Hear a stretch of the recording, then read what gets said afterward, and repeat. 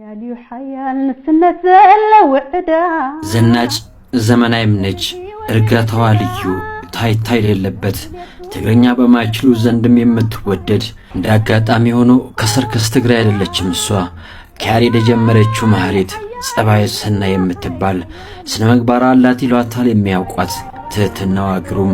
ማተቧ ካንገቷ ላይ አይጠፋም ትግርኛን ከተለመደው ምትውጪ ካሳዩን መካከል ነች ሜጋ መመላለሻዋ አንዳች ቦታ ተቀምጣ ሙዚቃን የምትመሰጥበት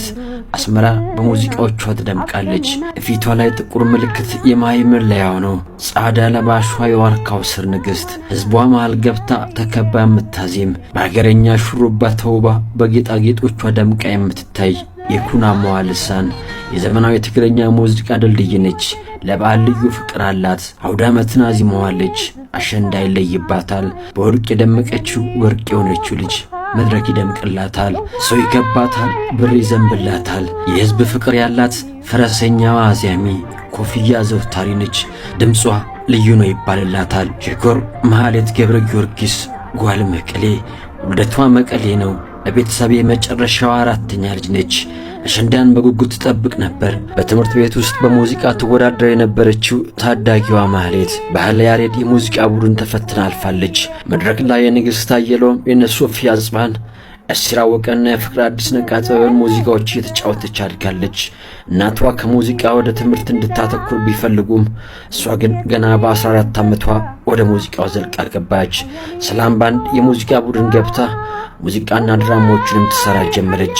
በአትክልት ዘውዱ የተደረሰው አያል ፍቅር በሰላም ባንድ ታጅቦ በቴሌቪዥን አላማጣ ተቀርጾ ለህዝብ ሲተላለፍ ይህኛየው የወቅቱ ሜጋንፊ ቲያትር ያዘጋጀ ለነበረው ኮሌክሽን ይህንን ሙዚቃ ለማካተት ፈለገ ለማህሌትም ጥሪ ያቀረበላት ግብዣውን በጸጋ ተቀብላ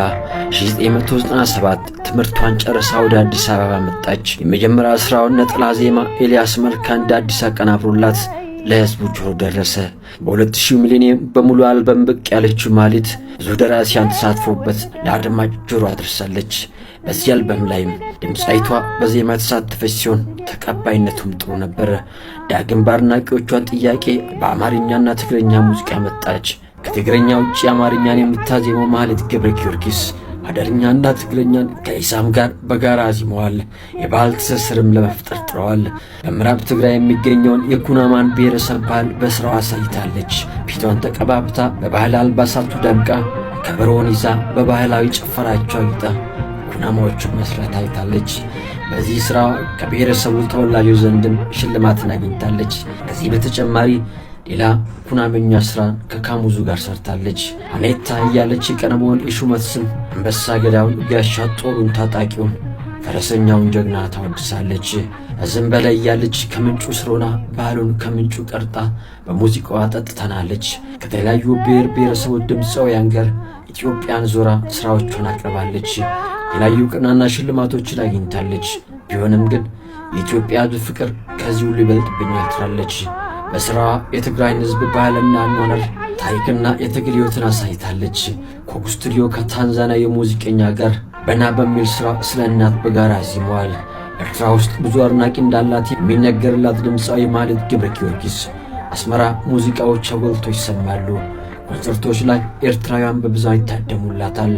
ዱባይ የመጀመሪያ አልበም ስራዋን ሰርታ አረብ ሀገራትን አውሮፓን ዞራለች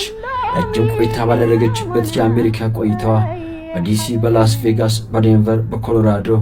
በሲያትል በቺካጎ በአትላንታ ላይ ከአድናቂዎቿ ጋር በመድረክ ተገናኝታለች ከአንጋፋው ጸጋዬ እሸቱና ከራስ ብሩክ ጋር በሸዋ ኢንተርቴይንመንት ኮንሰርት ተዘጋጅታለች